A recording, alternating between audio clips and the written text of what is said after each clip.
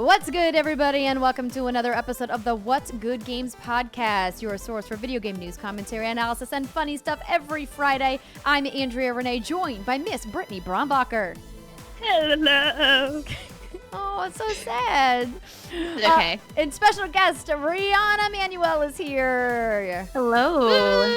Welcome back to the show. How are you? Thank you. I'm doing good. Feeling very nice. I got some nice sunlight today and looking forward to talking about some stuff we did this past weekend. Oh, hey. Yeah, so you guys may remember Riana. She did an interview with me back in the spring when you were in the Bay for a dance competition and you popped by the studio and we recorded a little something.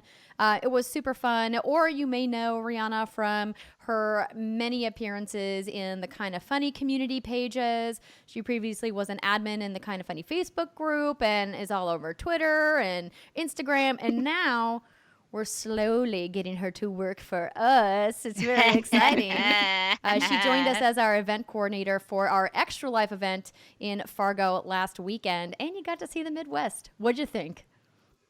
I thought it was awesome. Yay. I am from Ohio. I've spent a lot of time in Pennsylvania, but Fargo was really, really cool. I'm really glad we got to do that. I wish we could have seen more of downtown. Also, I'm ill, slightly ill. So sorry if I sound a little off this week. I wish we could have seen more of downtown. The party bus, which we'll talk about in the third segment, was really great. But it wasn't like, you couldn't see all the buildings and everything else. It was like you hop out, you froze your ass off, took a cool picture, and then ran back in. That's Fargo in a nutshell. Yeah. But we are going to recap everything that we did in Fargo, including our meetup in the third segment of the show. We didn't want to spend too much time chatting about it at the top because there is a ton of news this week, but we do want to give a big shout out and thank you to everybody who donated at whatsgoodgames.com/extralife. We hit our stream goal of $5,000, which is fantastic. Of course, that is going to help Team Kind of Funny kick off their National Day of Play, which is happening Saturday, November 2nd. So if you guys want to get in on their Extra Life action, of course, twitch.tv/kindoffunnygames is where that's going to be happening. They're kicking things off at 10 a.m. Pacific time on November 2nd, as I mentioned. Joey Noel was there, which was fantastic to have Joey in town for the event as well. A big shout out and thank you to Brady Elhard from Microsoft in Fargo for helping organize and set it up. To James LaBelle at eGames Central for hosting us at his fantastic venue. And to all of you guys for showing up, for everybody who drove in, who flew down. We had so many people from around the country pop by Fargo, North Dakota for the Extra Life event. It was amazing. I also need to give a shout out and thank you to our fantastic publishing partners who provided prizes for the Extra Life raffle. Our friends at Epic Games, at Jackbox Games, at Square Enix, and at, oh my gosh, I knew I was going to miss one. It happens. Think about it long and hard. Private Division. There we go. There you go. For providing us with copies of games and swag. And Astro Gaming, of course, for us to give away at the event. So it was great. And we're going to talk more about everything we did and the shenanigans that happened later on in the show. But I painted faces. I mean, if you guys missed the photos, please scroll back through our Twitter feed. What's good _games? It got a little hairy at the end. Oh, of course, we can't forget to thank Maria. Yes, Maria. Dale, who helped out quite a bit at the event, helping us decorate, helping us with ideas and concepting. Really just like a total group effort in making Extra Life in Fargo happen. So it was super fun. But that's enough for Extra Life. We're going to touch more on that later. Brittany, it looks like we've got another 1-star review. Yes, we do. So every week we get emails from that tell us what the latest reviews are we've gotten on our show. And I just want to, again, give a huge shout out because they're all 5-star. They're all super nice and it's great. But, sometimes you get reviews like this one from Trashy Club, which is called Just Awful.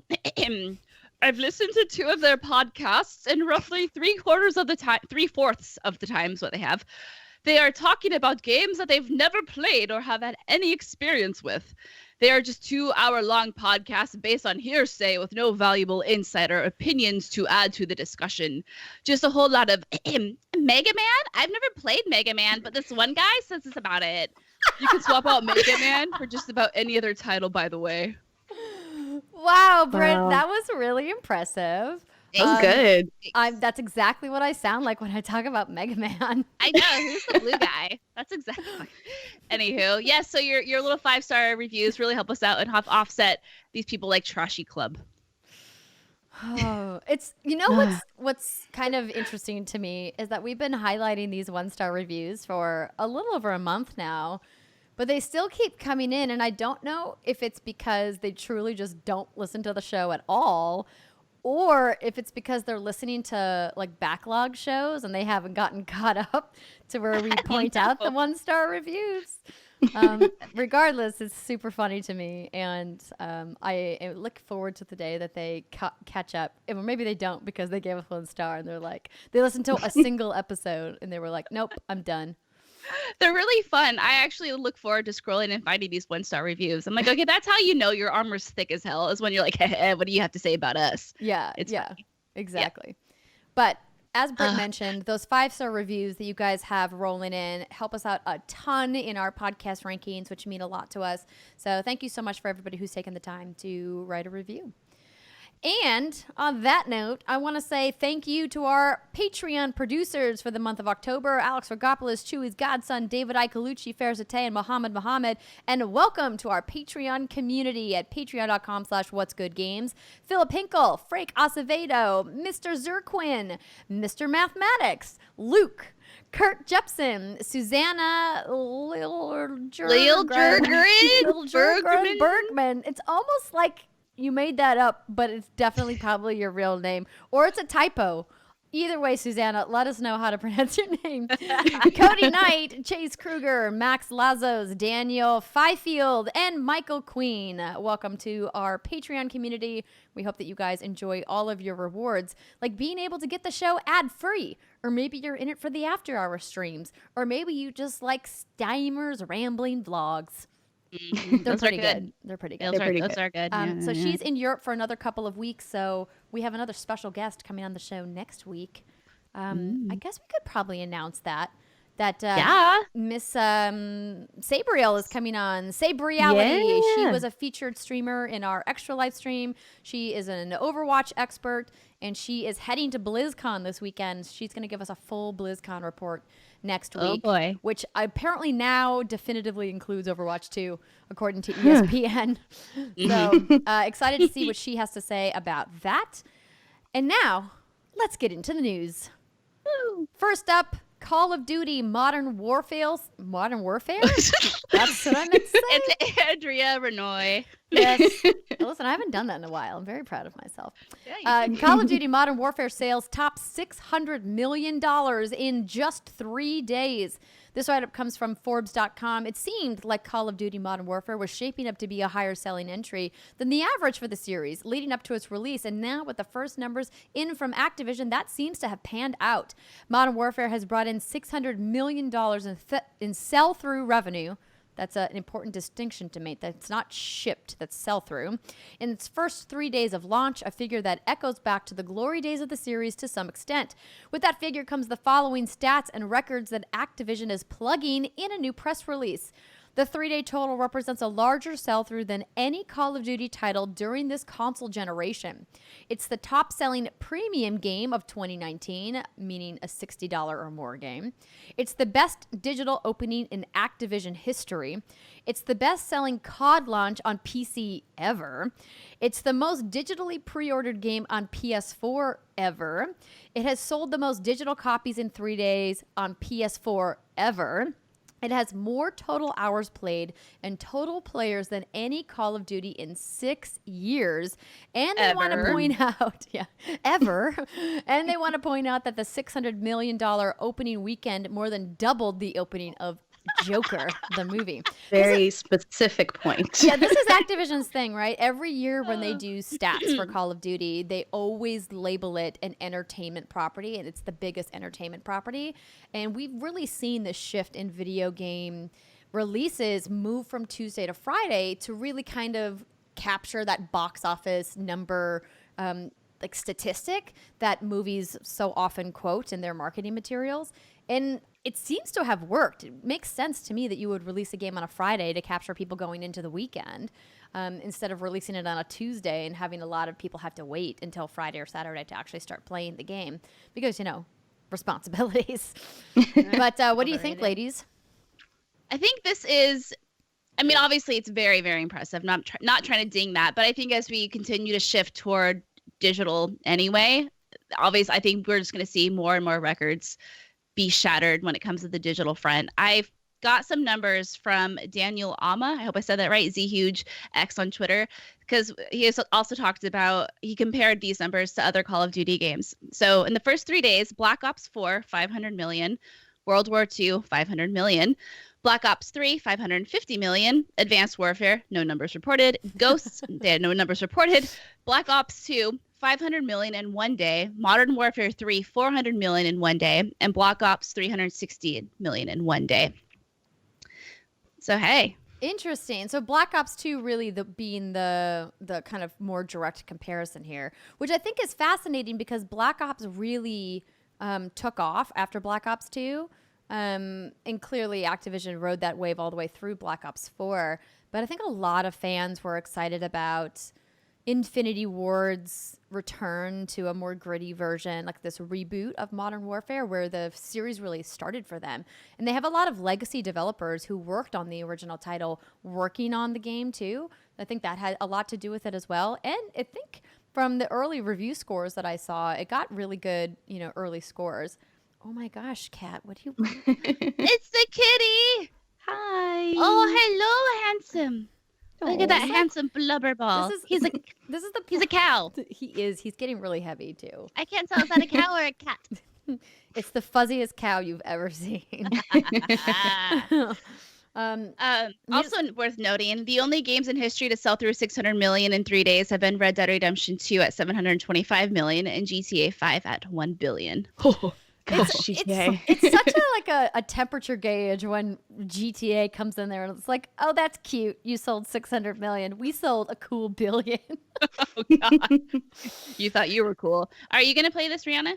I am definitely going to play. I am admittedly a lapsed Call of Duty fan. I played everything up until Black Ops 3 and just sort of lost steam on the franchise. The clan I played with all sort of split to different consoles, and people started going to school and getting jobs and didn't have time to get our daily or weekly play in. But I don't know, I think this one's going to pull me back in. The idea that I can play with anybody on any system is huge. I mean, like I said, a lot of my friends are still back on Xbox. Several people have built PCs now, and the fact that we can all jump in and play together is a huge selling point. It's something that no other game right now that I'm interested in has. So they may get us. They may get us with this one. Yeah, it looks real good. I'm all about the campaign. I don't hop into multiplayer because I know my ego will be shot all to hell, just like my poor character would be. And this campaign looks very, very, very good. And in fact, my dad, I was showing him the trailer, and he's like, "I'm gonna come over when you play that." He wants to watch me play it. I'm gonna play it on baby ass baby mode, so I look real impressive while I'm playing it. Can't let down the old man. But yeah. I would love to see either a live stream or a let's play of that happening. Can we make that happen, Britt? Is that something we can do? Possibly. It would be a shit show, but yeah, let's do it. Harkens back to the blonde nerd videos of yore. Oh, yes.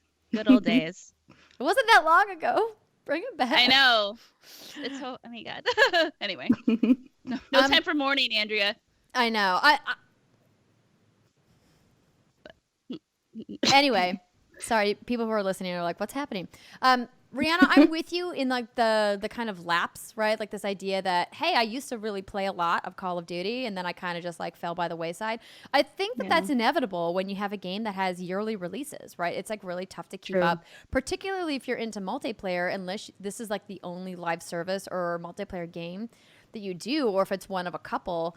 It's hard to like stay frosty in your skills in COD because it's so Twitch based, it's so fast, the community is so active, there's so many people in it that like if you want to stay competitive, you really just have to play a lot.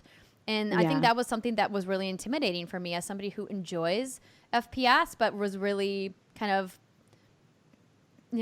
taken, not taken aback, but like off put by how aggressive the PvP community is with COD. And so I never really spent too much time with it because it just felt really like, I don't want to use the word toxic because I think that there's a lot of really fantastic communities that play COD, but maybe I just got like the bad luck of the draw. I just got frustrated because dying and respawning just never felt fun to me. And I knew it was because I didn't get to spend enough time actually playing and practicing the game. And that's why I feel like I have so much fun in the Crucible and Destiny, which is another great FPS. It's because I play so much Destiny. I'm so much more confident in my skills. And I know that if I played as much Call of Duty as I played Destiny, I would probably be a ton better at Call of Duty. So. True. But yeah, they don't have as many of those open world or shared world things that you can just jump in and play around with your guns in, or figure out what loadout you like and, decide if you really need these perks, or, they don't have as many opportunities in these franchises to explore and really test out your skills. So I can see that for sure, but it does help if you have people to play with. So maybe we should squad up. Maybe we should start a What's Good Call of Duty clan. Yeah.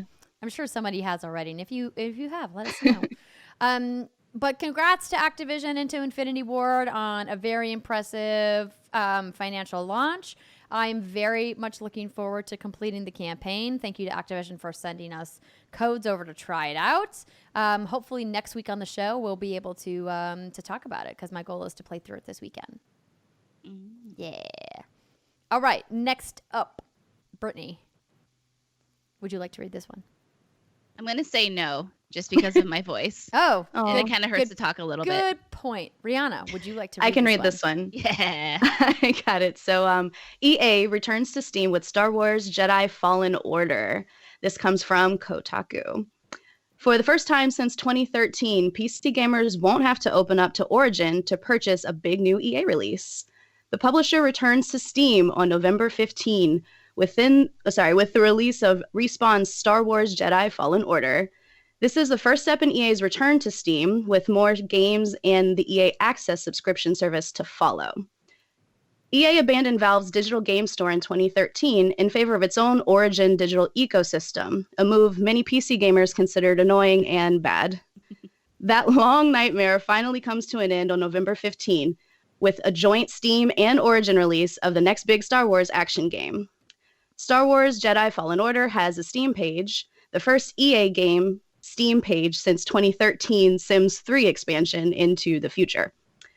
According to the official announcement, the new Star Wars game will be followed in the coming months by older EA releases, including Sims 4, Unravel 2, Apex Legends, and Battlefield 5, with crossplay between Steam and Origin for the online games. Spring will see the launch of the EA Access service on Steam, giving players the ability to subscribe to an expanding lineup of EA PC games. Quote, This is the start of an exciting partnership with Valve that will see us innovating for PC players around the world, said Andrew Wilson, CEO of Electronic Arts, via press release. Quote, through our subscription, great games and more, we're excited to bring players in the Steam and Origin communities together with access to the best games whenever and wherever they want to play. End quote. Huh. This is an interesting move. I want to think that there's some kind of deeper thing at play with Valve here, but I don't think so. I truly think Valve does not give a fuck about anybody but themselves. I think this is EA probably looking at Origin and seeing these smaller numbers compared to a lot of their fellow publishers who are publishing on Steam or even perhaps publishing on Epic Game Store and saying, we should be doing bigger PC numbers. And what better way to do that than to go to the biggest PC publishing platform, Steam? So I think this is great for gamers. More choice is better. If people like Origin and they want to have their Origin Access premiere, they can keep that. But if they want to buy the game on Steam, they can do that too. And they can all play together. There you go. That's true. Yeah, I think with this whole Epic Game Store / Steam fiasco that we've seen, it's become very evident that people really do enjoy their Steam library, their Steam collection. And, it's cool that EA had their own launcher for a bit. And they're going to continue to keep it, of course. But I think it just makes sense. Go where the players are. Go where people are probably going to buy your game more. And it makes sense. I mean, it's already on PS4 and Xbox anyway, so it just may as well expand it everywhere. Spread your seed. Oh God, that sounded gross. I mean, God damn it. If the pillow was closer, I would bring it, but it's over there. So, I'm with you that I think it's smart of them. I mean, if you think about, even if EA has to pay Steam's cut, which is like 30%, right? It's also very possible that EA custom negotiated a deal with Steam and Valve, which sometimes I've heard whispers that Valve will do custom deals for really big publishers to get better split rates to publish on their platforms. I don't have any hard evidence for that, anecdotal only. But like a publisher like EA, who is the biggest publisher in the world, like they have been for a long time and continue to be, I would guess wants that revenue versus nothing. So they would take, let's say they made the standard deal of like 70-30. 70% of sales is better than 0% of sales not happening on Steam. So this was smart. We did get a piece of reader mail about this specifically, and I didn't write your name down. Anonymous reader asks us. No, but it wasn't anonymous. Let me find it. You'll pull it up, and I'll read it in a voice that's very annoying. Now that EA has announced that they are returning to Steam, starting with Star Wars Fallen Order, will The Sims 4 or any of their games get Workshop mod support? If so, will you be able to use Steam Workshop with a game you originally purchased on Origin, or will you have to rebuy a Steam version? So this is from Rashad. I think Rashad. This is a good question. I don't know. I don't have answers, but I could speculate that I would imagine that there will be Workshop and mod support at some point in the future. I mean, a lot of these games have mods anyway, like Sims already has mods available, right? And so because Steam has a more, like set up distinct pipeline for mod support, I think that it only makes sense that like EA games will get that. When it comes to, will you be able to use Steam Workshop with games you originally purchased on Origin? I would guess no. I would guess that it's not retroactive, that only games going forward would have Steam functionality instead of games going backwards. But it would be really cool if they implemented something like that. But I wouldn't hold your breath. I think that you're going to have to rebuy a Steam version. But good news, Steam sales are coming up. Holiday sales are almost here. Maybe EA's going to do a big bundle of all their old games on Steam. Who could say? I would imagine they would. Why not? Yeah. Everybody does. Steam sales. Yeah. Yeah. Speaking of EA, our next story. EA's CEO says big changes and lineup additions in store over the next couple of years. This write-up comes from VentureBeat. Andrew Wilson said in an analyst call this week that the massive game publisher is planning to expand its lineup of titles in the next couple of years. Shocking. Shocker. Wilson said on the call that EA had decided to postpone its NBA Live game for the fiscal year that ends on March 31st, 2020. Instead, EA is working on the NBA and NBA Players Association to create a game for the new video game consoles in the year ending March 30th, 2021. So that, of course, means Xbox's unnamed console and PlayStation 5. He also said that, and potentially Stadia as well, he also said that it will not ship a new Battlefield game in the fiscal year ending March 31st, 2021, and that the title will ship in fiscal year 2022, meaning by March 31st, 2022, that was, wait, hold on. Okay, sorry. Fiscal years are confusing, everybody. They really are. This was the first time that EA mentioned a new Battlefield game, but judging from the reaction, outside observers apparently expected such a game to come sooner. If you look at the past, I'm just taking an aside for a second. If you look at the past releases for Battlefield games, they do come about every 2 years or so. But it's no surprise after what happened with the previous Battlefield 5, that they would want to take a little break maybe. retool some stuff. Just regroup. Pull Ubisoft. Delay all your shit. Yeah, give DICE some time to catch up, Let them simmer a little bit more. These announcements evidently led the stock price to slide in after-hours trading after initially rising after the earnings came out. EA's share price fell 3.6% to 91 a share in the after-hours trading. Apex Legends, another game that EA makes, has 70 million players, they reported, and the new Season 3 map and Halloween event are proving to be very popular. Average weekly player peaks are significantly above Season 2 and Season 3 of Apex Legends. Both Apex Legends and The Sims 4 are modeled for sales of $300 million to $400 million for the fiscal year ending on March 31st, 2020, Jorgensen said. That's pretty impressive. Money. Man, I mean, I'm not surprised Apex is doing that, but man, The Sims 4 hanging in there. Also, if you guys missed our fantastic interview with Lindsay Pearson from last week talking about Discover University, the new expansion coming out, go back and watch it. It's good. Mm-hmm. Continuing on from the call, Wilson said EA is expanding Apex Legends onto mobile, new platforms, and new geographies, as well as launching into an Apex competitive gaming program. I mean, esports was inevitable. Right. EA has launched its will launch its much anticipated Star Wars Jedi Fallen Order on November 15th. Battlefield 5 will see an expansion into Pacific Theater of World War II, and Jorgensen said that EA was modeling sales of 6 million to 8 million copies for Fallen Order. I think that that's being conservative.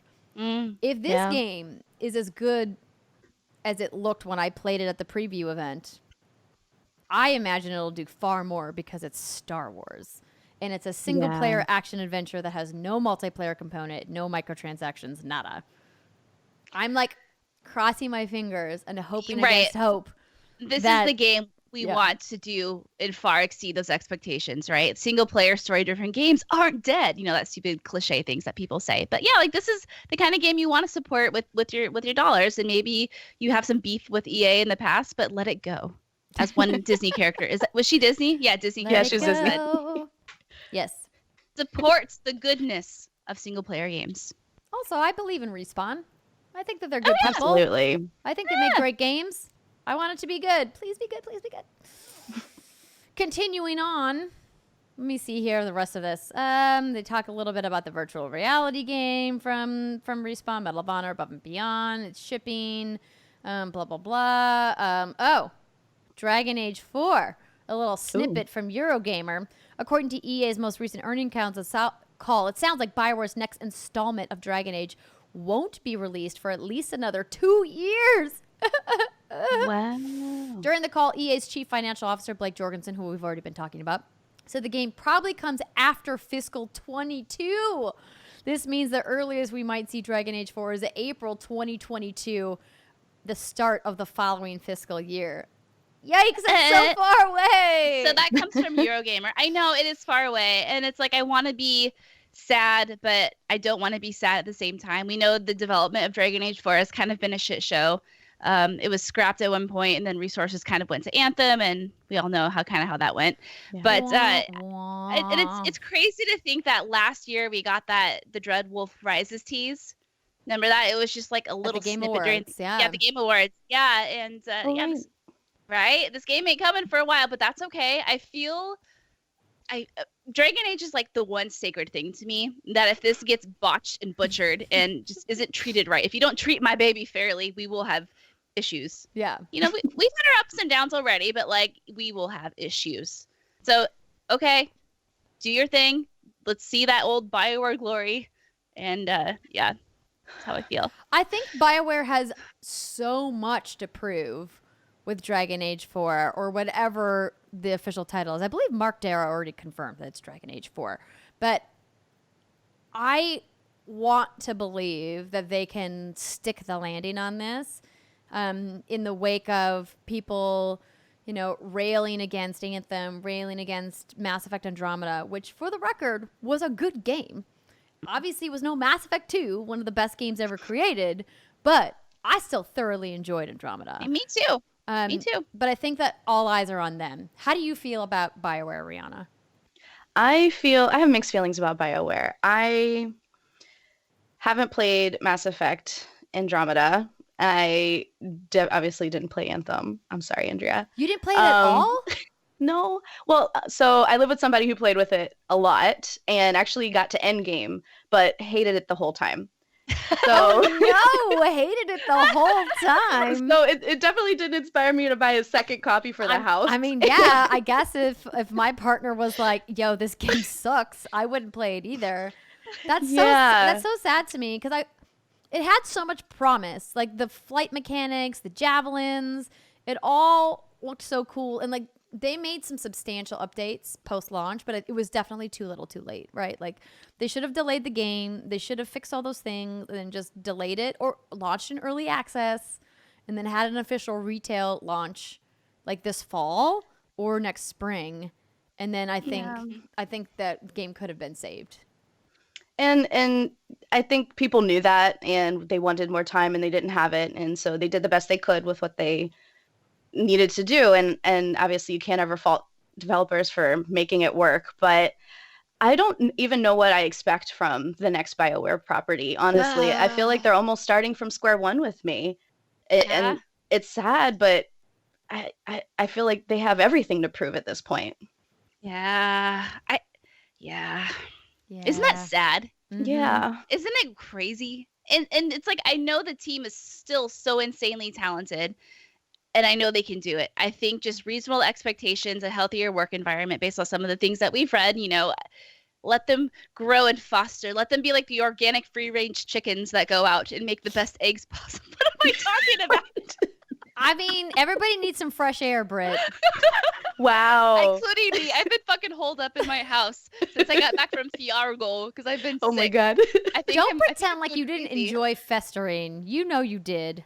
I mean, I kind of did, but I'm starting to compare BioWare developers to free-range chickens, Andrea. I think there's something wrong. You're right. Maybe you should drink more water and go for a short walk just to get open the blinds. Just to get outside.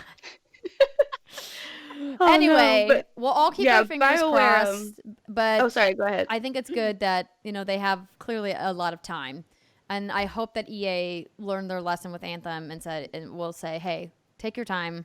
Yes. Make sure it's right. Make it good. Look at some of these other massive publishers and developers who are delaying to make the game right. Like we saw The Last of Us Part 2 delayed to May, right? So and Ubisoft's entire lineup has been delayed after. Yeah. So it's important. It's important to make sure the game is good. There's just way too much competition now to put out a game that's broken or half cooked. Yeah. So, okay. Let's move on. Xbox All Access lets users upgrade their Xbox One X to Project Scarlet. This write-up comes from IGN. Microsoft has announced a new plan that would allow prospective Xbox owners to lease a new Xbox One X console that they can then upgrade to a Project Scarlet when it comes out. It's called Xbox All Access, and here's how it works. Essentially, Xbox All Access is a subscription service where members can make a monthly payment and pay off a new Xbox One X or an Xbox One S console in about 2 years, essentially like a lease. The monthly fee is different depending on the type of Xbox you choose to purchase, Avi. Prices range from $19.99 a month for an Xbox One S all digital to $30.99 for an Xbox One X. Microsoft previously announced the All Access service, but it now comes with the added option of upgrading to a Project Scarlet when it comes out in holiday 2020. Britt added a note that all plans include 24 months of Game Pass Ultimate, which is huge. To do so, All Access subscribers will need to sign up for the program before December 31st, 2019. Then they'll get the opportunity to upgrade their Xbox One X to a Project Scarlet after 12 successful payments. For Xbox One S or Xbox One S All Digital Editions, they'll need to make 18 months of payments for being able to upgrade. Microsoft is making flexibility a major part of their console ecosystem thanks to subscription services like All Access and Xbox Game Pass. While not unlike a phone plan, the Xbox All Access plan is different in that it's not a rent-to-own payment plan. Instead, prospective members need to be approved by Microsoft's credit partners to qualify for All Access. Now, that is the one hitch on this that I'm kind of disappointed about. So, I think that this is a really interesting story from a variety of angles. First, it means that the hardware isn't going to dramatically change between this generation and next generation, that the major components are going to be digital, which I think is wild to speculate about. Second, I hate that they're making people apply to Microsoft's credit partners to qualify, because there are way too many predatory creditors out there. And I'm not saying that Microsoft's partners are predatory, but nobody needs another line of credit just to play an Xbox. That part is a bummer to me, and I wish that they hadn't made that a thing. So just for a little more info on that, monthly payments are done through a Citizens One line of credit. Quote, there are no application fees, no annual fees, no late fees, nor early repayment fees for your Citizens One line of credit for Xbox All Access. However, late payments may be reported to the credit bureaus. And then, obviously, if you do want to upgrade, you'll have to trade in all products included in your original Xbox All Access purchase, including the Xbox One console, controller, and power cord. Products must be in good condition to be eligible. If you're upgrading online, you'll receive a special kit in the mail, allowing you to trade these in within 15 days of upgrading. And if you upgrade from an Xbox One SAD edition, you have to pay an additional $20 upgrade fee. So maybe I was confused. So you do have to get all new hardware. Yes. Okay. Yeah, you have to. Yeah, you have to send it all in. Well, that makes me feel a lot better about it. I wish you would have told me that at the beginning before I made such a grave error, Brittany. You know what? I'm in on my own little world of organic grazing chickens right now, Andrea. Okay. I'm a little slow. Okay, so that's different. However, I'm still like bummed about the credit line thing. But I think this is an interesting example of Microsoft taking hardware sales into their own hands instead of relying on their brick and mortar retail partners and saying, we're going to incentivize you to buy Project Scarlet from us through this internal upgrade program instead of using a partner like GameStop, for example, which routinely does new console generation upgrade programs. Rihanna, what do you think about it? Yeah, I mean, I think that's a really good point. It's essentially taking 100% of that business away from the brick and mortar stores. And GameStop, we know it's on its last legs, but even mom and pop shops or, rental stores, like it just takes away their entire revenue stream as far as hardware goes. And I think that's a smart move on their part, but it is a little disappointing just to see this piece of the industry sort of die out in real time. Mm-hmm. Yeah. Excuse me. Yeah. It's the future, man. It is. It's the future. We don't own anything anymore. We just rent it from everybody. And I mean, granted, if you can pay for everything up front, like that's obviously, more bang for your buck. But I think this is a great option if, this is all you got. If this is your option and you can take it, cool. I mean, it's a lot more manageable to spend $20 a month for a lot of people rather than an upfront cost of, I don't know how much this would cost, like $700 something if you count in like the Game Pass and whatnot separately. But definitely math is hard. I'm not going to try to do that right now. I just wish that they would also offer an option to do a lump sum payment at the end. So like, let's say I just put, $20 in a jar at my house, and that way I don't have to work with a financial institution to do this. I don't have to worry about late fees I don't have to worry, excuse me, you said there was no late fees. I don't have to worry about missed payments being reported back to the credit bureaus, which can have a severe negative impact on your credit score. Even if you just missed one payment, if it's reported in a specific way, it can ding your score by a ton of points, which can affect you in a variety of different ways. To me, it's just, I don't know, maybe I'm just more sensitive about things dealing with credit and having people work with creditors than the average Joe is. I know a lot of people like to sign up for credit cards at their local retail stores and here, and there's always these credit offers, and I'm just like, don't get too many lines of open credit. It's bad for your credit score. But here's some more info. In the United States, Xbox All Access will be handled through Amazon starting November 18th, 2019. Oh, no. Really? In the UK, it's Game in Store and Smith's Toys Online. And in Australia, it's Telstra. Amazon? What? Well, it's a thing. I've had nothing but bad experiences with gaming products on Amazon. They either cancel my orders, they ship late, they get delayed. Ugh. Oh, she's not happy. She's crossing the arms. Real upset right there. The cat's looking agitated. The cat's like, what are you doing? Why are you so mad? So I guess the worst thing, let's say you get this Xbox and you're like, yeah, this is cool. And then you just don't make your payments. I guess your credit history just kind of goes down the tube, but you still have your Xbox. They're not going to like come to your house and be like, hey. But I imagine they would cancel your Game Pass, so you wouldn't have access to anything that you didn't buy. I imagine, yeah. That's true.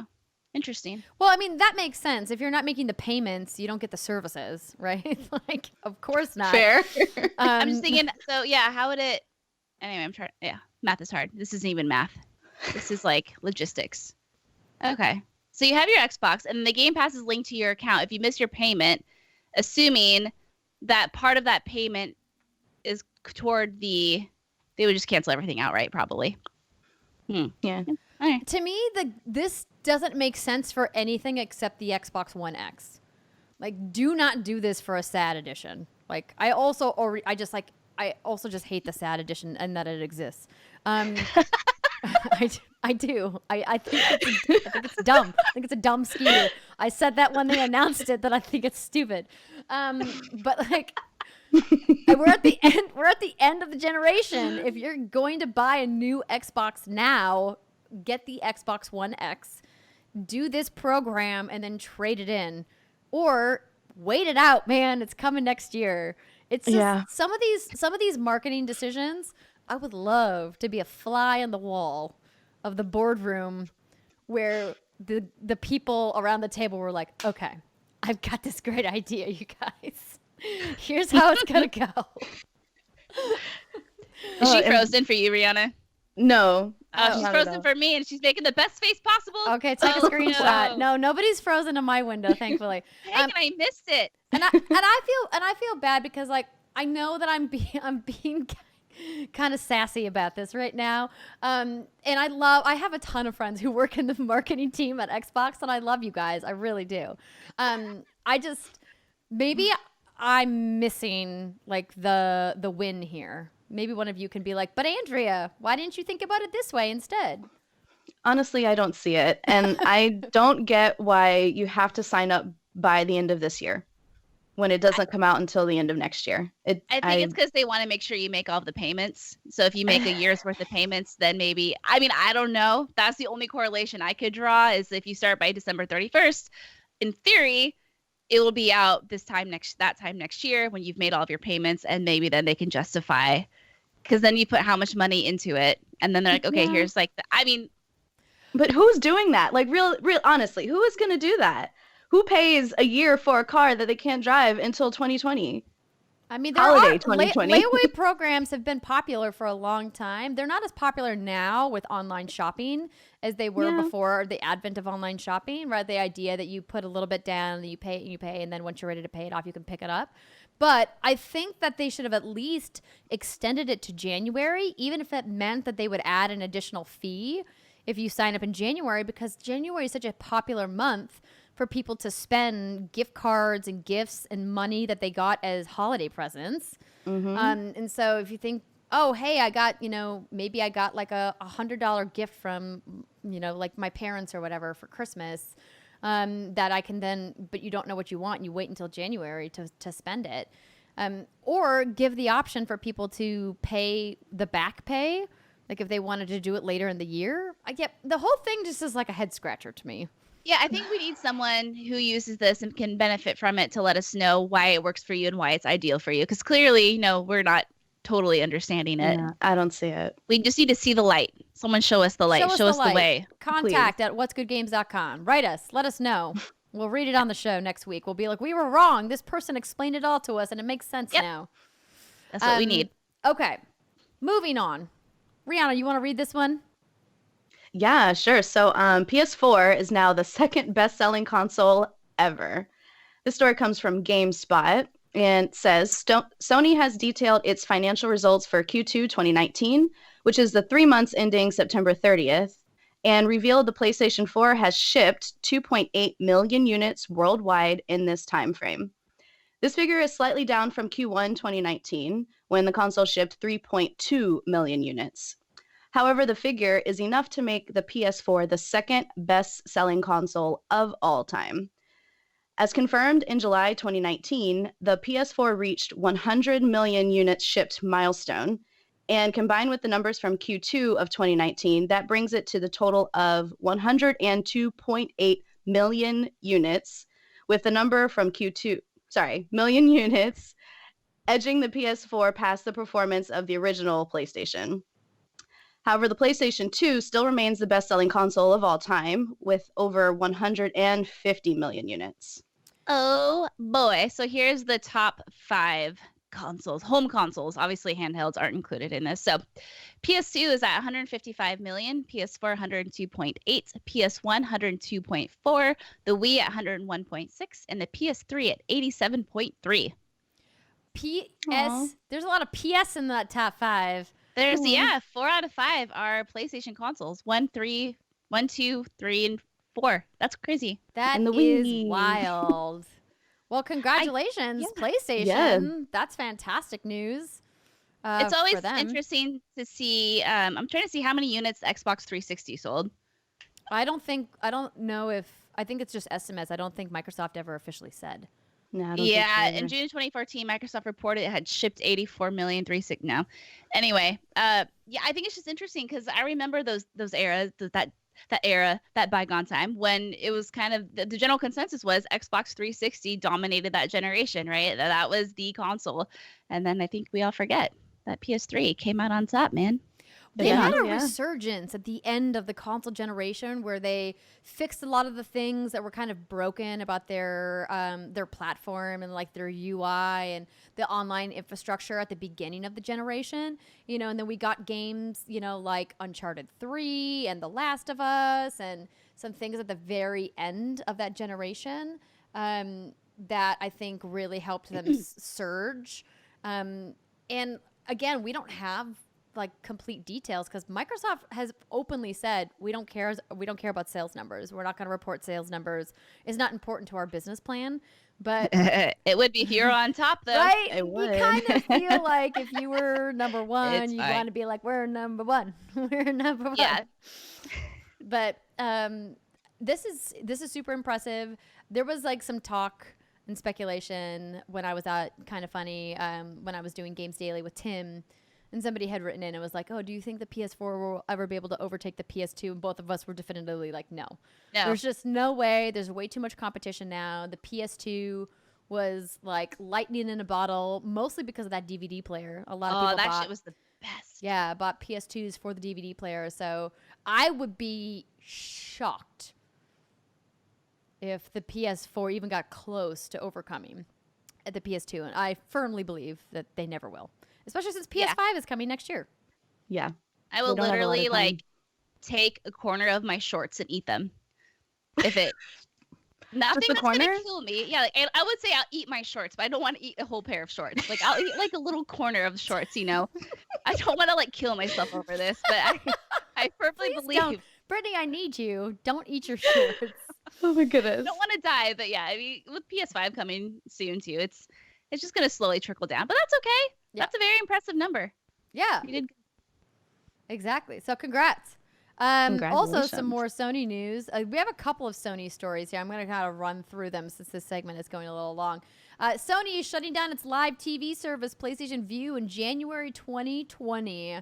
Sony was looking for a buyer for the service, says The Verge, which has continually lost money for the company since its launch in March of 2015. No surprise there. Sony has repeatedly raised the price of Vue to offset its rising costs, most recently by $5 across all plans back in July. Unfortunately, the highly competitive pay TV industry with expensive content and network deals has been slower to change than we expected. Because of this, we have decided to remain focused on our core gaming business, Sony said in a blog post announcing the shutdown. And wow, such a surprise. Sony trademarked PS6 through PS10, writes Brittany. That's it. That's the story. They trademarked PlayStation 6 through PlayStation 10. Obviously, duh. It's not surprising. Obviously, duh. No, it's always funny to see people like, oh my God. I mean, Grant, like I'm a hype machine. I get all excited too, but I'm pretty sure I read somewhere that the PS4 and PS5 were trademarked in like 2005 or 2006. And that was like a very long time ago. So it's like, this isn't out of the ordinary, but my God, do you think we'll still be around when there's a PlayStation 10? God, I hope so. So that's okay. So we're on PlayStation 5. So let's say how many years for each console cycle, after next year. Well, they're getting shorter and shorter. Yeah. So it's hard to 3? predict, but I would guess 5 to 7 per console. Okay. Let's say 5. So we have 5. So that's 25 more years. Okay, yeah, we'll be around. We're not that old.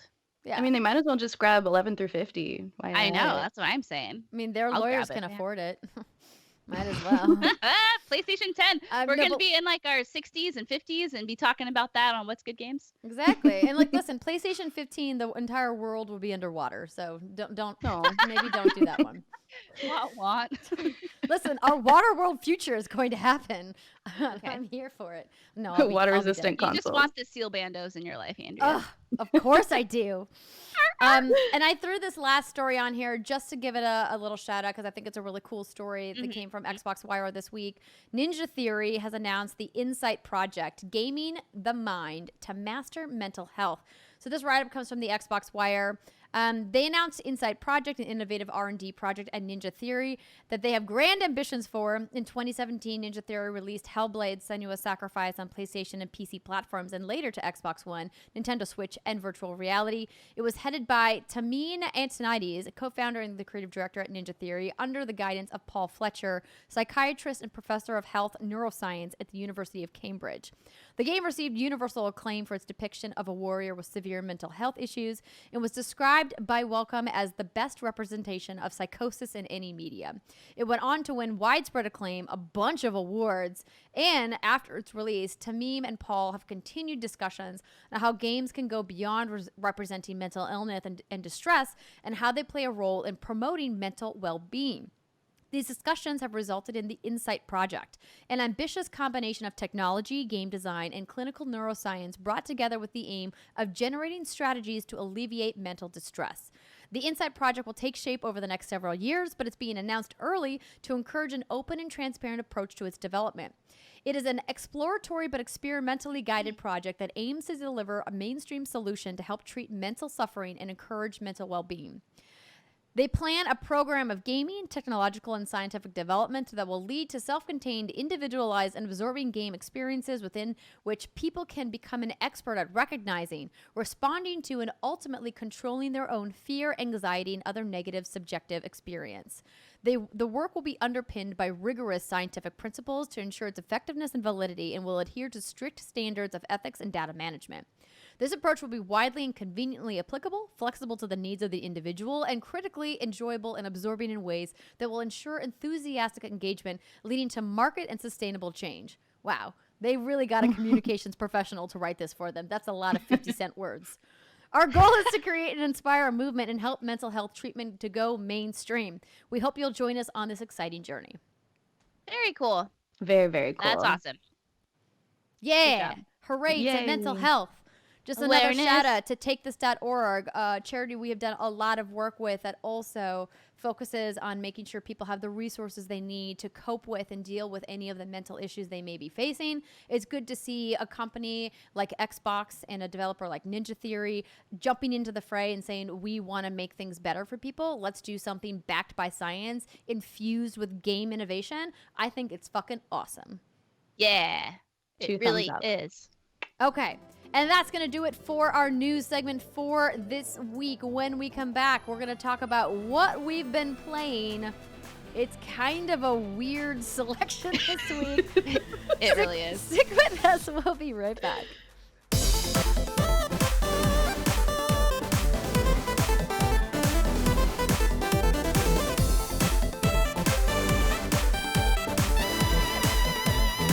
What's good, everybody, and welcome back to the What's Good Games podcast. This is the segment where Brittany laughs the whole time. I've tried not to laugh because if I laugh, I'll start coughing, and then everyone's ears will bleed, and then we'll get sued.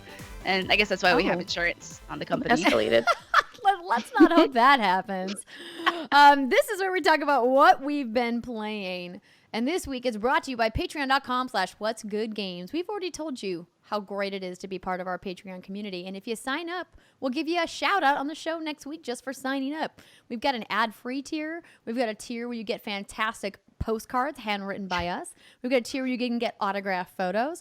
And we've got our entry-level tier for just $2 a month. It gives you access to those vlogs, the stream, a whole bunch of stuff. Check it out. Patreon.com/whatsgoodgames.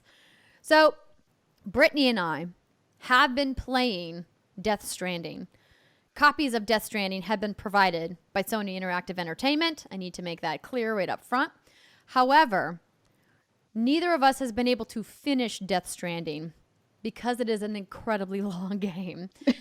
And because of that, we're holding our impressions of Death Stranding until next week. We know that the review embargo lifted today, the day the podcast is out, but and I'm just as anxious as you guys are to read the reviews. But they put a lot of stipulations on what they would like us to accomplish in the game before talking about it. And so we want to do our due diligence, not only to Sony for thanking them for providing us with pre-release codes, but also to you guys to make sure that we're giving you the most accurate impressions of the game. So, unfortunately, we will not be talking about Death Stranding on the show this week, other than to say, whoa. That's it. Whoa. Oh, just whoa. Just oh, whoa. wow. Keanu Reeves, whoa. Yeah. Whoa. No, it's more like a Joey Lawrence whoa. My bad. That's a deep cuts reference right there. I don't know who that is. Okay. So look forward to that next week. And then we hope once Steimer is back from her trip and we've given everybody ample time to play. So potentially December or maybe even January, depending on how our schedules go because of holidays and stuff. We want to do a spoiler cast. Because boy, oh boy, is there a lot of narrative happening in this game. So that said, look forward to next week. And Britt and I will be talking about our impressions of Death Stranding. We're actually home, Andrea. We're actually home where we can actually play it. I I'm know. So excited. As long as these fires don't make me evacuate. Oh, God. Okay, everyone, cross your fingers. No. We broke ground on the new studio today, and I'm so excited. And then I got all these notifications being like, "Oh my gosh, do you have to evacuate?" And I was like, "Oh my gosh, maybe." Do I? I don't know. So far, so good. So far, we're okay. We're in the clear. The fantastic LA Fire Department is doing their job. They've got literally thousands of firefighters out trying to save people's homes and save property and save people's lives. So, round of applause to all the brave men and women on the front lines. Yeah. Not just here, but in North Cal, everywhere. Fires, man. There's lots of fires. Everywhere there's a fire, we appreciate the firefighters. All right. So that I got no positive reinforcement. Yes. No, that was a great song. I got nothing for that. I was mid-sip on my beverage here that I'm using in your cup. Thank you for letting me borrow it, Britt. You're welcome. I was just taking it in. And I didn't get a chance to react. You were correct. Your song was lovely. Your sentiment was well appreciated. You are the best. Thank you. Okay. Video games are great. Yes. So video games are great. Speaking of video games, we have... Yes. Oh my gosh. This is why I keep the door shut. Andrea, this is why we keep getting 1-star reviews. Is because you keep looking at things that aren't in your camera, like your cat, and you need to stop. I'm sorry. I'll do better next time. But so Britt and I have been playing more of the Outer Worlds. But before we talk about that, I want to hear from Miss Riana about Afterparty.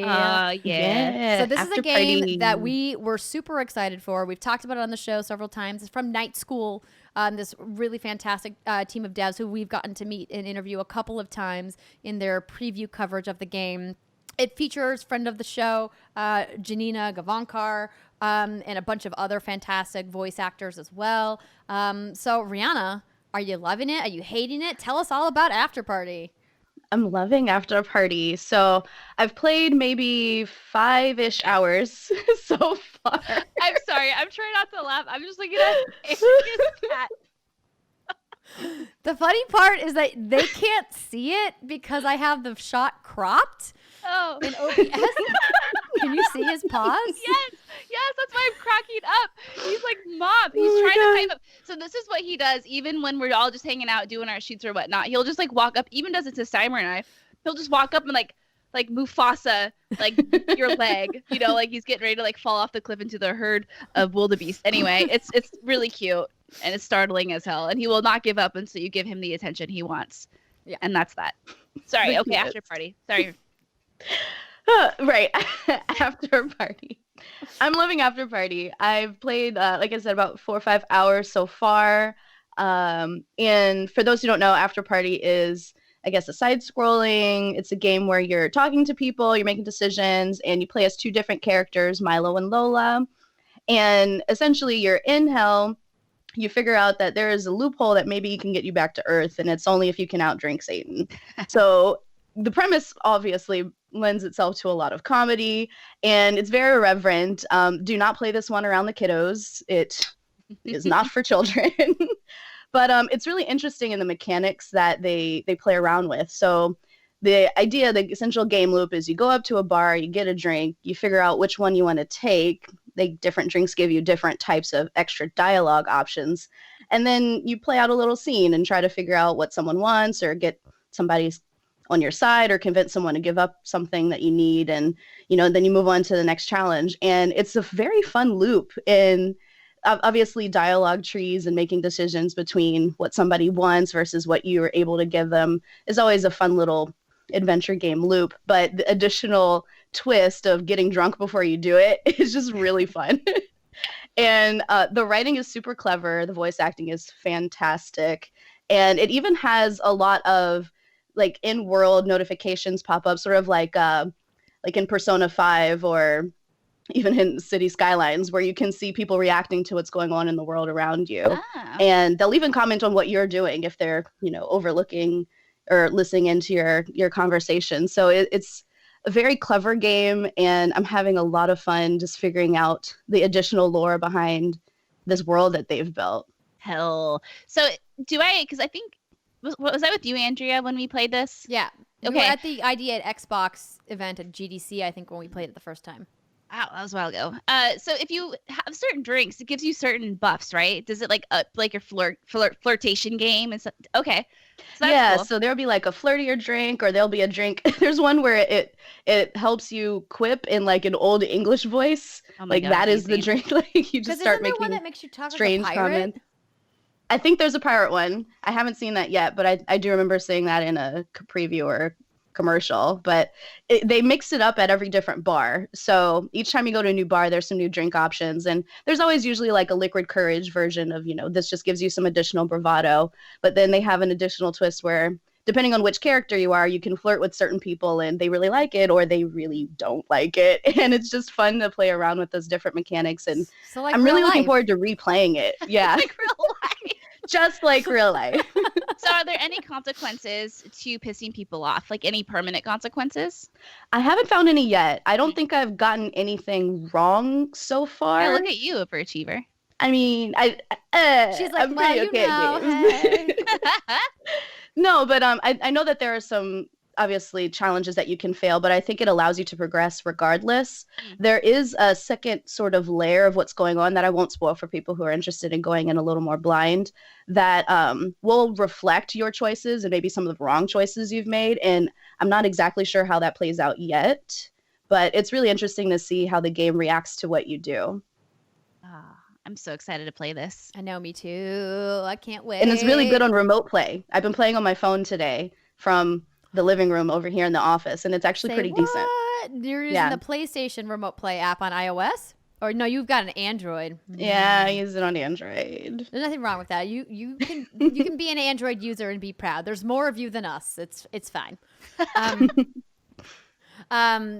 Okay, cool. It's good to know that it works. I honestly have never tried the Remote Play app before. I know that they released the iOS version a while back because Android got it first, but I have never actually attempted to try it. This is a good one for it. I mean, all you're really doing is moving back and forth and then occasionally using a trigger in X, square, and circle. Sorry, cross, square, and circle. No, it's an X. It's okay to say X. Oh, yeah. I just want this to come to Switch. I mean, I'll play it on the big screen, no problem. But, man, it just seems like the perfect Switch game. Like, you're playing on your phone, I think that a lot of people have been requesting that. They did say that they are working on a Switch version that is happening next year. I don't believe we have a release window or a date. Let's see. But they've definitely announced that they're working on it. Anticipated Afterparty will be released on October 29th. Details about Nintendo Switch are expected in the next few months. And that article is like a month old. So, yeah. So No, nothing new. this would be a great candidate for Switch, and very similar to Ori and the Blind Forest. I can see myself just playing it again when it comes out. I'll be a few months out. It'll be a little bit more fresh again. I'm definitely planning to replay this whenever it comes to the handheld. Because you can choose different conversation options, right? Absolutely. And you can play as different people through whole sections of the game. So you could play everything through as Milo. Maybe not everything, but a lot of the choices you can just go along with Milo, or you could switch over to Lola and play the same section of the game through Lola. And the actual game system has several different save slots, so you can try replaying something as soon as you finished it. Do you know how long the game is? I don't know. I don't know either. I'm trying to find out. I think I'm about halfway through based on some of the dialogue of the characters. So I would say somewhere between like 10 and 12 at the most. That sounds fine, though. Sounds like a fun, chill game just to, laugh at. That doesn't take itself too seriously. Yeah, and it's only $20. So, and is this part of Game Pass? I thought it was. No. I thought it was too. Yeah. Let me. Yes. Boom. So Game Pass got this and Outer Worlds. Yeah. Oh, Game Pass. I mean, if that isn't a ringing endorsement. I gotta own up. Back in the day, I gave Game Pass some shit because it was off to a rocky launch. But Game Pass, you have redeemed yourself over and over again. You do good work. I apologize. I don't think you need to apologize. It was rough in the beginning. I think they've just brought the goods now. But the people who were paying for it back then, unless there was a giant backlog of old legacy games you wanted to play, the new releases weren't really, it didn't bode well. Yeah, I think we all were nervous about what was happening, but I think that they've brought it back around. And now that we know that all of these, Xbox Game Studios developers are going to be on Game Pass, when I found out the Outer Worlds was going to be day and date on Game Pass, to me that was huge. And so I thought that was a really great indication of where Microsoft's commitment to Game Pass is going. And even games smaller games like Afterparty, I think that it's awesome and it's a great value for people to be able to get Game Pass. It's interesting that we're talking about Game Pass because I had somebody write in to us at contact@whatsgoodgames.com and say, let me pull this email up. She's pulling up the email. From Brian. So Brian emailed us a while back, a couple weeks ago, talking about Sea of Thieves and Game Pass. And Brian wrote a bunch of stats inside this email. But what I thought was interesting is that he said it's hard to find numbers, but I've seen things saying that there are close to 10 million Game Pass subscribers currently. Maybe, Britt, you want to fact check that for me. He says that would be $1.2 billion in revenue if they were had the service on all year. Or if they do Game Pass Ultimate, it would be $1.8 billion, which is over 15% of the total gaming revenue from last year. Anecdotally, my friends and I all hopped onto Game Pass when SOT showed up. What's that an abbreviation for? Sea of Thieves? Sea of Thieves. Oh, Sea of Thieves. Except Cliff. And we have Cliff. You got called out by Damn it, Brian. Cliff. We have mostly stayed on the service since, and I have transferred to Ultimate, so he's upgraded. We all still purchase games this year. Borderlands, Anthem, one person got Fallout 76, and so on. Personally, I think that the day and date first parties plus all the little games that show up like Creature in the Well, Dead Cells, and Afterparty soon makes me feel pretty good about paying the monthly amount. Also gives a more extensive library of stuff for my son to play. It looks, at least as far as I can tell right now, that it's working for them. I can't see cost structures involved. They don't report segment cost information, etc. But I also think that they could get 20 or 30 million people on the service if they have a good launch next generation. Plus the computer side as well, since you get Game Pass for Windows. Then you are starting to have a base revenue of 3 to 5 billion before individual software sales, hardware, accessories. Streaming could eventually push adoption rates up even more, which I think is a really interesting line of thought, Brian. Did you end up finding anything? Have they reported actual numbers? Nope. Not surprising. Xbox likes to keep their data close to their chest. Yeah, it's not their style. But I'm guessing that 10 million that you found, Brian, was an analyst estimate.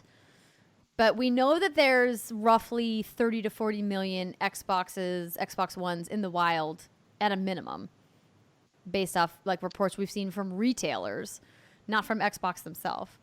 So You know, if you want to kind of like extrapolate what adoption rates are, if they truly had 10 million subscribers, that would be impressive. I would guess it's probably more like 2 to 5 million. So here's an article from May of this year from a website called videogamechronicle.com. And seems legit. They say Microsoft has not revealed the exact sub numbers for Game Pass, but we have learned there are currently 9.5 million monthly users. Again, like no source linked to that. So they could just be pulling that out of thin air. I mean, or their butt. Or if they have a source that wants to remain anonymous, they should have just said, we have a source, an anonymous source. But yeah, I mean, this is just like a quick Google search. Okay. Maybe if I searched high and low, I could find more, but that's what I got. No need to search high and low. We could also ask them. I could send an email out and be like, LOL. Hey, Xbox Wire team, can you tell me how many people are subscribed to Game Pass? And they probably would never respond. They wouldn't. I mean, you can try. The worst they can say is, fuck you. So yeah. The worst they can do is not respond, which is what they would do when they don't want to give an answer.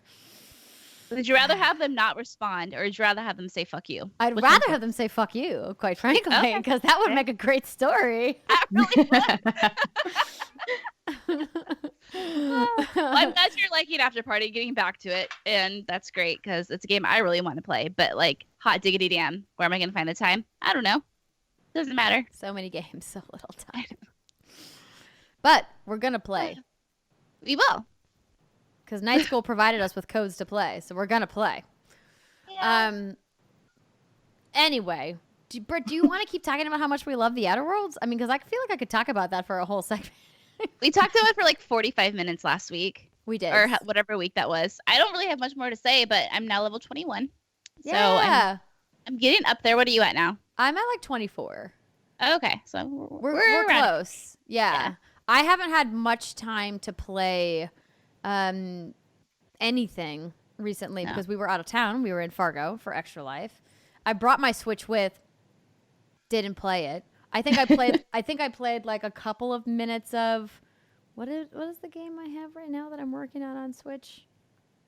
Oh my gosh, I can't even remember. Must be a really good game. It must be such a... Oh no, don't say that. It makes me feel like the game's not good. I just set you up for failure on that one. I downloaded something new. Oh, I've been working on Katana Zero. Okay. Because much like Celeste of last year, I had made a commitment to play Katana Zero this year because everybody was ranting and raving about how good Katana Zero is. So far from what I've played, good game, not as good as Celeste. I think that's what you said last time when you talked about it. Yeah. Same general consensus. My feelings have not changed. I think they're very different games. I think that the themes of those games are very different. The gameplay style, different. The only thing those games have in common is that they're side-scrolling platformers. And that's it. I think there's a lot dramatically different about those games. And so I never want to, I don't want to make it an apples-to-apples comparison. But purely from everyone's chattering about this game perspective, I felt like that's what pushed me to play Celeste. That's why I'm pushing myself to finish Katana Zero before we have to go into voting for the Game Awards. Oh, boy. Yeah. Because thankfully, What's Good Games was invited back as judges this year. Huzzah. Woo! Huzzah! Go us! But no, like Andrea was saying, I think I counted in the past 15 days, I've been home 6 of them. So we've been doing a lot of traveling and there's life happening. So we haven't had a lot of time to go into Death Stranding, for example. But now that we're all home for the foreseeable future, maybe we can actually, do this thing where you actually play games and then talk about them because you have a video game podcast and that's what you're supposed to do. So we'll see. Until then, we'll just rely on Riana to tell us the latest and greatest. We did all play the brand new Jackbox Party Pack 6 during the Extra Life stream. Oh, but I died so quickly. Aw. No, but I forgot to answer. We didn't get a chance to do multiple rounds, but I'm super excited to try out more of those. If you guys did not realize that Jackbox Games put out Jackbox Party Pack 6, well, good news. It's available on pretty much every platform you can imagine, and they provided us with codes as part of our raffle. So I might have an extra code or two. Keep an eye on the What's Good _Games Twitter account. Maybe we'll give one away. Oh, boy. But we had a lot of fun playing that. That was cool. And then, Riana, do you want to talk about this second game or no? I will just say... There's a very loud vehicle outside. It sounded like a phone vibrating or a fart. I couldn't tell what it was. It sounded like a fart. All I did is I looked on our Skype window, and Andrea looked so surprised. I'm like, oh my god, Listen, is this her end? if that What's was happening? actually a sound that came from my body, I would be impressed with myself. Okay? I'd be like, yeah, good on me. Got some push in it. Oh, no. I don't know. No, it was some kind of weird motorcycle. I don't know. This is all new to me because I've never recorded next to the street. The old What's Good Games studio was in the backyard, and so I never really got a lot of street noise because the house blocked all of it. But now, like where I'm temporarily recording in my office is like the window's like right on the street, but. Don't worry, the studio will have soundproofing and stuff, so we won't get weird fart motorcycles. All natural. That's great. Oh, good. I'm so glad that you turned a light on because it was getting so dark over there, Rihanna. Yes. I was like, turn the lights on. Yes, it's getting very dark here. Sorry to interrupt. Did you want to talk about that other game? I will just say, if you're playing Shadowkeep in Destiny, then you want to try the new dungeon. And I will leave it at that because, as you know, raids and dungeons can get real spoilery as soon as you start talking about them. Okay. We definitely don't want to spoil things for people because, you know, our good friend Ren would be all over us about that. He'd be very angry. But shout out to the What's Good Guardians. I have been sadly away from Destiny for far too long. And I can't wait until the house is done and I'm not traveling and I can dive back in. Hopefully you guys will help carry me through all the stuff. I know that they just announced a couple days ago. Well, now it's probably close to an end that they're doing the Festival of the Lost is back. I was like, why did they wait so long to bring it back? I don't understand. Listen, I don't know. Staying or are you going? Like, make up your mind. YouTube.com. Is he just half in the frame right now? No, all you can see in the frame is his butt. Because the rest of him is cropped out. I'm talking about my cat who's standing on the edge of my computer chair. I thought we were talking about John for a second. It's fine. No, John's still in Korea. He comes back tomorrow, though. Oh, good. He's been gone a long time. Yeah. I'm super excited, you guys. He bought me a bunch of Korean skincare products, and I'm like very giddy about it. I'm like, yay! Oh man. But no, he's doing some work with some company there. I don't know what he's doing there. He's been gone for a long time. Like watches stories from time to time, and it's all like food photos, and I'm like, okay, did you go on an eating vacation or are you working? What's happening? Jealous. Anyway, so sorry that the hands-on section's a little brief this week. It's going to be hopefully a meaty one next week because not only will we be able to hopefully talk more about Call of Duty Modern Warfare, but we'll be able to give you our impressions of Death Stranding. And, of course, we'll have Sabriel on to talk about what she played at BlizzCon. And hopefully, if they truly are unveiling Diablo and Overwatch 2, Diablo 4 and Overwatch 2, she'll get some hands-on, but I'm not holding my breath. So, well, Jason Schreier put out an article, I think it was yesterday, and he basically confirmed. Also, I think he confirmed the Diablo 2 remaster, which would be fucking sick. Dude, that's the one. I'm not totally sure on. Dude, I'd be all about a remaster. Oh, I know. That's what I'm saying. So, you know, we all know if Jason Schreier says it, he's basically like the spoilery Santa, and that's fine. But even if they show it, it doesn't mean it's going to be playable at BlizzCon. Or did he say it's going to be playable at BlizzCon? I don't remember. But it should be fucking playable. Well, Diablo 2 Remaster, if that's a thing, should absolutely be playable. But Diablo 4 should be playable. Diablo 4, you would hope, would be playable. That would be a huge bomb to drop, to be like, Diablo 4 is coming and it's playable right now. But I would imagine Diablo 4 is going to be next gen. That it'll be on Xbox Scarlet and PS5. And Stadia. And Stadia. Mm-hmm. I guess I never think about Stadia as part of that conversation because they're technically launching this year. True. But they're probably going to like be fully realized. No, Brittany, that's fair. That's fair. Shade. No, but the shade is real. I mean, like the more you look into the fine print, the more you're like, We have an interview scheduled with a member of the Stadia team in a couple of weeks. And don't you worry, we're going to grill. We're going to grill him. He's actually nice. He's actually a friend of mine. I'm excited to talk to him. And also grill him. and be like, give me all the answers. Don't give me all your political, like, well answers. I want the tough stuff. So if you guys have Stadia questions, email them to us at contact@whatsgoodgames.com, and we'll try to work them into our interview. But I think Stadia will actually be fully realized by this time next year. I think the things that they're holding back, features that they're like, we're going to roll these out, I think the good time to get into Stadia will in fact be next year. Yeah. Anywho, that's it for segment 2. When we come back, we're going to talk about what happened in Fargo, North Dakota, including the weird shit that I made Brittany, Riana, and Joey eat. Stick with us. We'll be right back.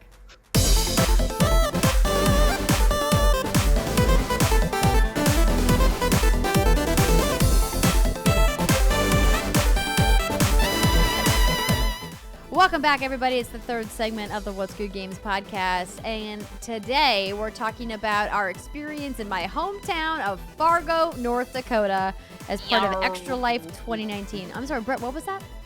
Fiii-argo. You kept saying that all over town, despite the fact that you were like, I wasn't going to say this, but Fiii-argo. People asked me. I was trying to be a good girl, and then at our meetup, people were like, "So how do you say it? How do you say it?" I'm like, and then once I started, I couldn't stop. So they did this to me. I don't want to get any. Yeah. Also, my bad. I did call it Fiii-argo. I don't know how it's evolved. Now there's like an I in there. I don't know.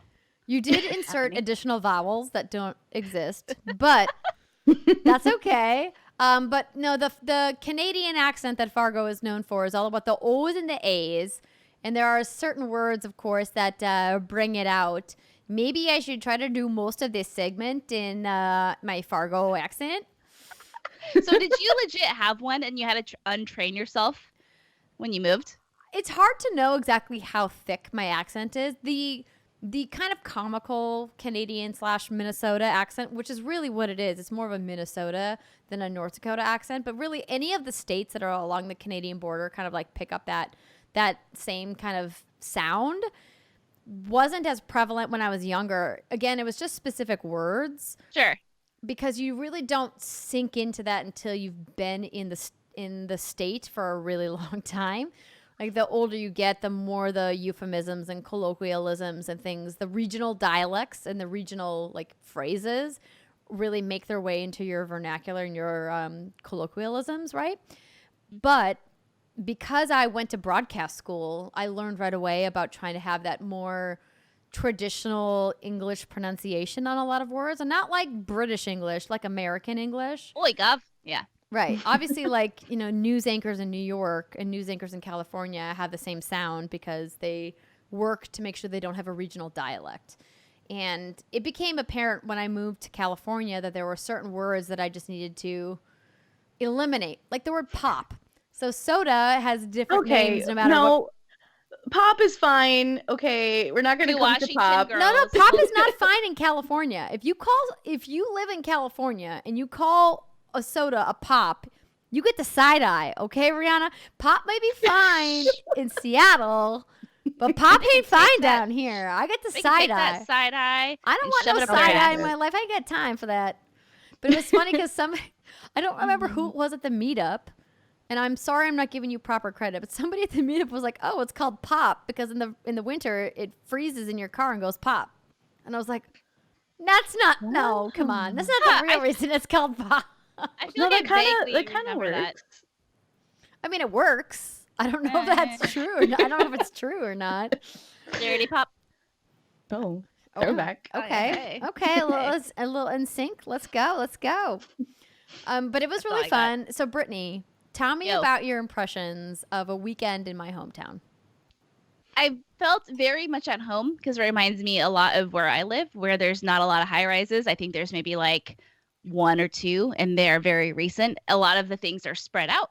It's a lot of just like single story buildings, and everything is pretty close to one another. Obviously, it's different because like there's a lot of fucking trees where I am, but it was really nice and homey, and the food was excellent. The food was so good, and everyone was just so nice. There's just that something I can't put on it. Maybe it's I don't know what, but I just feel like people are so approachable. People had a lot of pride, like where they were from. You could tell they were proud of the things they had to offer, and it was very homey. I had a good time. Yeah. What about you, Rihanna? It was a wonderful weekend, and honestly, I was thinking back on it yesterday, and there were 0 low points. Like, everything we did, everyone we met, everything I ate was fantastic, and I don't wanna say, like, I had expectations, but whatever I did expect, it blew me away. It was really, really fun. I was Yay! so impressed when we went out Saturday night, I think it was, at all the people in the Halloween costumes. Like Yeah. it was so cold. I don't even know how cold it was. And that wind will like chill you to the bone. But there were Ooh. people out there shirtless, wearing little itty bitty Halloween costumes, and just seemed so unfazed. Now, granted, they may have been belligerently drunk. I don't know. But I think it's probably just something they're used to. I And mean, they it's were North like, Dakota. They "Unfazed." definitely were belligerently drunk. But also, worth noting, my friend Chad went to the Hodo with us. So we had dinner downtown. If you guys are from the region, we went to the Boiler Room for dinner. And then we went to the Hodo, the Hotel Donaldson bar, to get some cocktails because it's one of the better cocktail mixology bars in the city. Because we wanted something a little bit more chill because they were doing a pub crawl in downtown. And we were like, listen, we've been streaming all day. We're tired. Pub crawl is not in the cards for us. And my friend Chad came and met us, and he was like, just for the record, this is the warmest Halloween in the last 10 years. Oh, and it what? was still real cold for us. Yeah. Oh my God. But he's That's not neat. wrong that there's usually snow on a Halloween because I have many, many photos of me as a child in my Halloween costumes, like with my snowsuit like underneath. So I've got this like puffy snowsuit, and then I've got like my like Rainbow Bright costume over it or what have you. Like, you just have to plan for layers. But there were some girls that were like letting it all hang out on yeah. Halloween night. Oh, I man. was cold in a full jacket with a scarf. I'm like, girl, you do your thing. They will forever have my respect. Yeah, Like, that's commitment. badass. That is badass. It was really fun. Like I said earlier, I wish we would have had more time to explore downtown. I don't know, were we downtown when we were at the boiler? Yeah, Remember yeah. that- So that's downtown Fargo. That Okay. is kind of the most iconic place because the Fargo Theater, which we took a photo of with a big Fargo sign, is what a lot of people remember from the movie. There was really only one scene shot from the Fargo movie by the Coen brothers in actual Fargo. Most of that movie takes place in Minnesota. But like I tell people, you can't call a movie Brainerd. It just doesn't have the same ring that Fargo Brainerd. does. But if you look at like the subtitles when you're watching the movie Fargo, almost the entire movie takes place in Minnesota. So I don't know why they called it Fargo. Maybe because Fargo is a great word. No, it was fun Catchy. to get the little tour from you. You know, we'd like go down the street. She's like, "This is where I got hit by a car." I was like, okay. That happened. Okay. I think did I remember this correctly? I think Larry, your dad was with us, and you said, "Dad, remember when I got hit by the car?" And he said, "No." Or did he forget that? I thought there was something where he didn't remember something, and it was really funny because it was like a huge thing where you got hit by a car or something. That sounds right. That sounds right. And then when I was like, I think maybe he didn't realize I didn't mean like in my car. I meant like I was on a bike. Yeah. When I got hit by a car. Because the important thing to remember is that, so my dad like hung around for most of the weekend. My moms were in town too, which was super fun. Both of them donated and were part of our extra live stream, which I was super grateful for.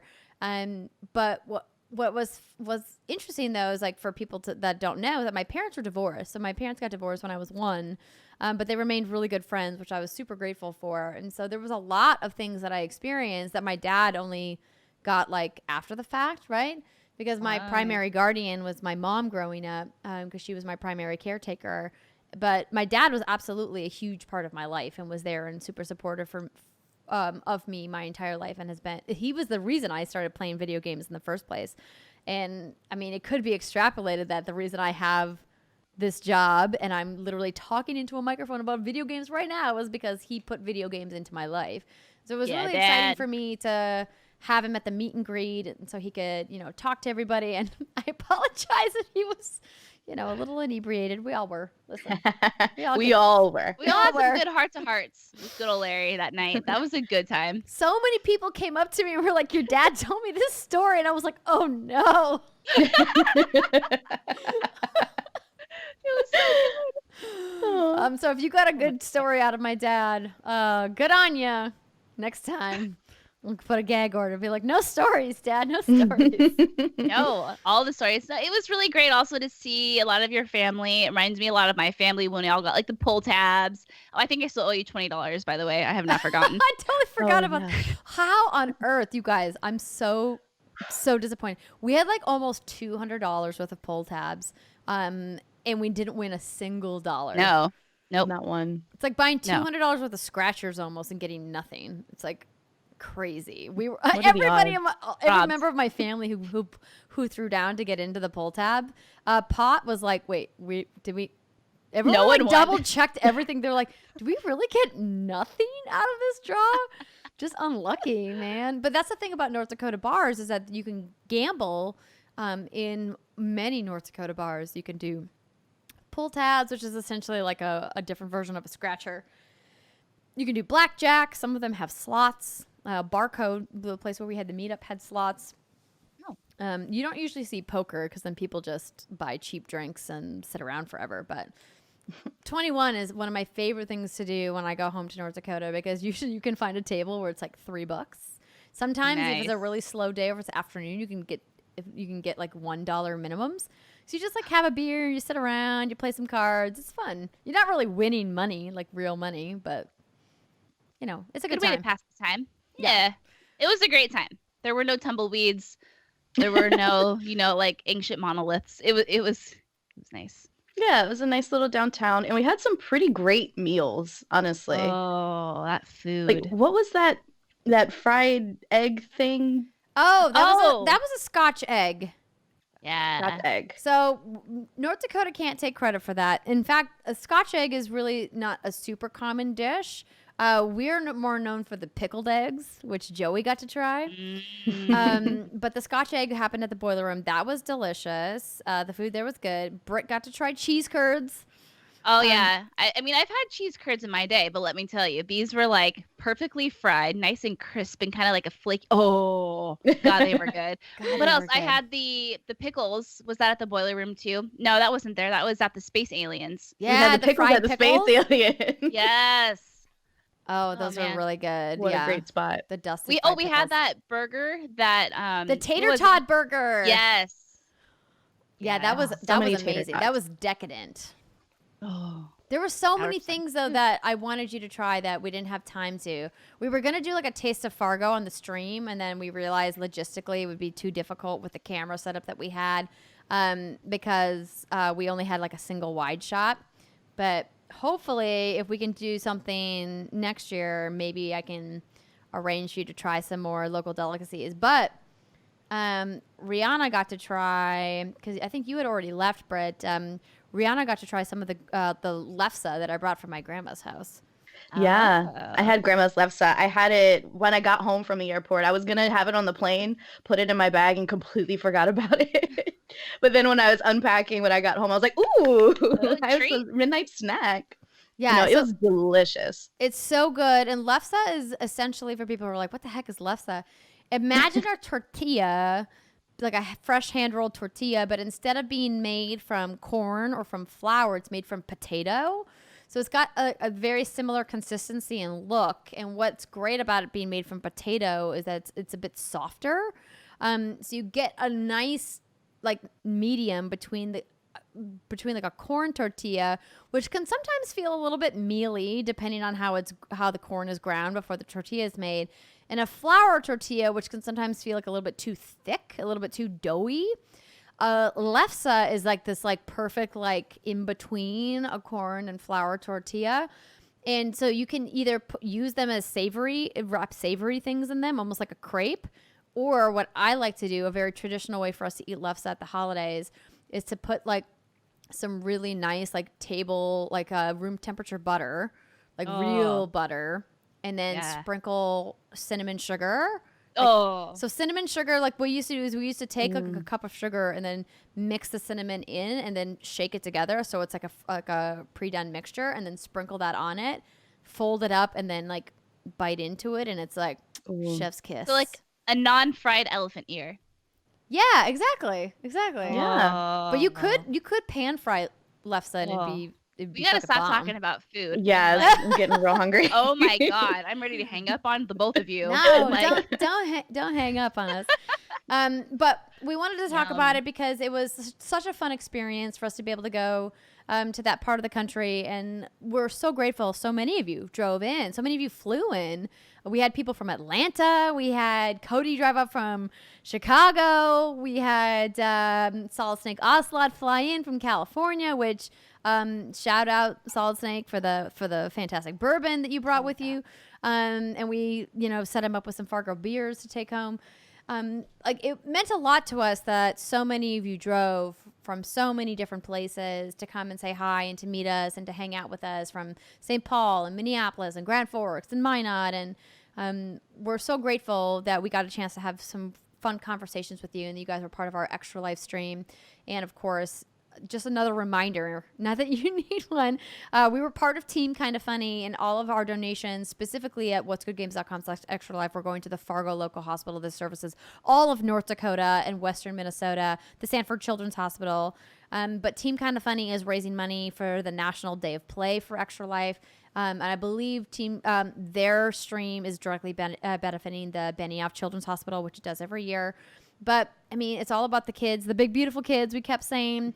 And it was so fun. It was so great to see a video game community thriving. And so many people came up to me and were like, I didn't even know eGame Central existed. So this venue that we were at is one of the first of its kind in Fargo. And I kept saying, like, how amazing would it have been if I had a venue like this when I was gaming as a kid, to be able to come and try out the gaming systems, to be able to like rent a PS4 for an hour and test it out, for like a nominal fee, or to try VR, or to play in like a Smash tournament or a Fortnite tournament, all the other things that they do. So all in all, like, really cool. And I was just really impressed with how many people wanted to watch me paint faces. So one of the perks you see, it was a $100 donation. I got to use faces as canvases, if you will. And oh my God, I was living my best life. I drew Steimer on Joey. Then Joey kind of morphed into I saw those quotes. Riana, that was a good Steimer. In Brittany's defense, the first paint kit that we provided her with was not adequate. It was really pretty, like in the kit, but like on camera and on skin, like, I don't know why it wasn't showing up. And we tried on a couple different skin tones, and like those pastels were just not showing up on anybody. So shout out to Maria. And so again, shout out to Maria for going out and getting on.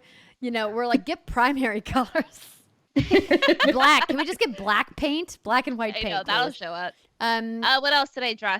Joey Magikarp. Dinosaur. Oh yeah, and I drew Magikarp on your face, and then your whole face just kind of turned into like a unicorn vomit pile. It just, I don't know what happened. I drew a Triforce on your cheek. It was very beautiful. I gave you, I think, a red nose. Very beautiful. I gave you just a black chin. Mm-hmm. I mean, you've never looked better, Andrea. I'm just saying. I gave you Courtney Love eyes. I didn't want to get it all the way up close to your eye because I was worried about, eye sensitivity with paint. But I was trying to give you like those tears, like those black tears. Oh, yeah. No, I looked real good. Also, if you go to our Facebook page, we have an album of all of our Fargo pictures. So if you want to see all of this beautiful works of art, please head over there and tell Andrea how beautiful she looked. So she'll let me do it again.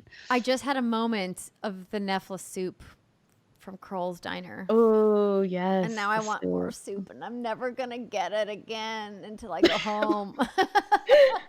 Well, I guess you just have to go home again. Guess I have to go home. Holidays are coming up. It's a good excuse. I know. It was great. Yeah. But yeah, we just wanted to talk a little bit about our time in Fargo and how much fun we had. And thank you so much to Riana for all the amazing work you did before, during, and after the event to make it a success. We're super excited that you were part of the team, and who knows, maybe we're just going to force you to work with us again. Yeah. Twist your arm. We're going to twist your arm. Oh, yeah. It's like so hard for me to actually be convinced to work with you, clearly. The problem that you have, girl, is that we're in the same state and we're not far from each other. So I can just kind of like go over there, like throw a sack over your head and like throw you over my shoulder and like drag your ass. No, she's gonna do what Stewie did in Family Guy. She'd be like, "Where's my money, man? Where's my money, man? You got money for fake mustaches?" Sorry, old Family Guy reference. Anywho, we love you. You were great. Could not have done it without you. Quite literally. You saved us. So thank you so much for all of your hard work. We're so glad that you came on the show this week, and we hope that we get you on the show regularly because I think you're pretty awesome. Happy to join. Just gonna say. Are we gonna go back to a 4-person show sometimes? Oh my god. Oh shit. Well, we broke ground on the studio this week. I'm very excited about it. Ow. It's gonna be cool. But thank you guys for supporting us last weekend at Extra Life and supporting What's Good Games in general. Like we say it all the time, but I feel like we can't say it enough that we can't do this without you. So we love you guys. And that's going to do it for our show for this week. If you guys want to send in any questions you have about BlizzCon for Sabriel, she's going to be here next week. She, of course, is our BlizzCon expert. So send those into contact@whatsgoodgames.com or whatsgoodgames.com/dearwgg is another place for you guys to send those things. And have a fantastic weekend. Play some video games. We love you, everybody. Goodbye.